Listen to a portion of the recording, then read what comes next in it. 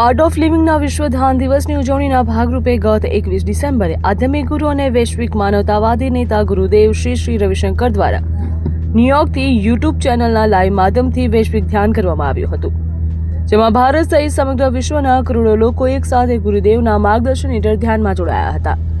આ મહત્વપૂર્ણ અવસરે art of living Vadodara chapter દ્વારા તેમના સન ફાર્મા રોડ ઉપર આવેલા મુખ્ય કેન્દ્ર પુનઃ આરંભ કરવામાં આવ્યું હતું. સાથે સાથે ત્યાં નવા એક્સપેરિમેન્ટ સેન્ટરનું પણ ભવ્ય ઉદ્ઘાટન કરવામાં આવ્યું. આ કેન્દ્ર ધ્યાન, શ્વાસ પ્રક્રિયા, યોગ અને સેવા સંબંધિત વિવિધ પ્રવૃત્તિઓ માટે સમર્પિત રહેશે.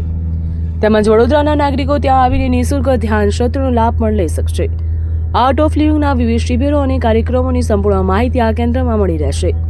આયુર્વેદિક આધારિત નાડી પરીક્ષણ દ્વારા સ્વાસ્થ્ય અંગે માર્ગદર્શન પણ મળશે. તદુપરાંત સેન્ટર ઉપર શ્રી તત્વના આયુર્વેદિક ઉત્પાદનો ઉપલબ્ધ કરવા વિશેષ સ્ટોર પણ કાર્યરત રહેશે. સેન્ટર દરરોજ સવારે 10 થી સાંજે 6 વાગ્યા સુધી ખુલ્લું રહેશે.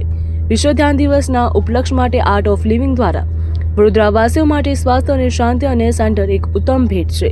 આર્ટ ઓફ લિવિંગ વડોદરા ચેપ્ટરનો વિશ્વના ધ્યાન દિવસોનો મુખ્ય કાર્યક્રમનો મુખ્ય કેન્દ્ર યોજાયો હતો, જેમાં 300 થી વધુ લોકોએ લાઈવ પ્રસારણના માધ્યમથી ગુરુદેવ શ્રી રવિશંકરજી દ્વારા માર્ગદર્શિત ધ્યાનનો અનુભવ પણ કર્યો હતો.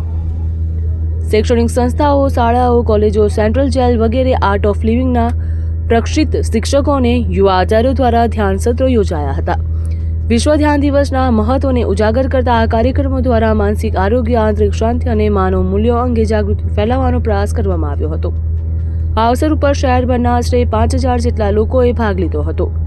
વડોદરા પોલીસના મુખ્ય મથક ખાતે પોલીસ અધિકારી, કર્મચારીઓ તથા તેમના પરિવારના સભ્યો માટે આર્ટ ઓફ લિવિંગ દ્વારા ધ્યાન સત્રનું આયોજન કરવામાં આવ્યું હતું. 17 ડિસેમ્બરે યુનાઇટેડ નેશનલના જીનેવા સેન્ટર ખાતે તથા 19 ડિસેમ્બરે યુનાઇટેડ નેશનલના ન્યૂયોર્ક સેન્ટર ખાતે ગુરુદેવ શ્રી રવિશંકરજીએ મુખ્ય પ્રવચન આપી સભાને સંબોધન આપ્યું હતું. આ સત્રનો સંયુક્ત રાષ્ટ્ર તેમજ વિવિધ દેશોના પ્રતિનિધિઓ હાજર રહ્યા હતા. બ્યુરો રિપોર્ટ, ખબર ગુજરાત લાઈવ.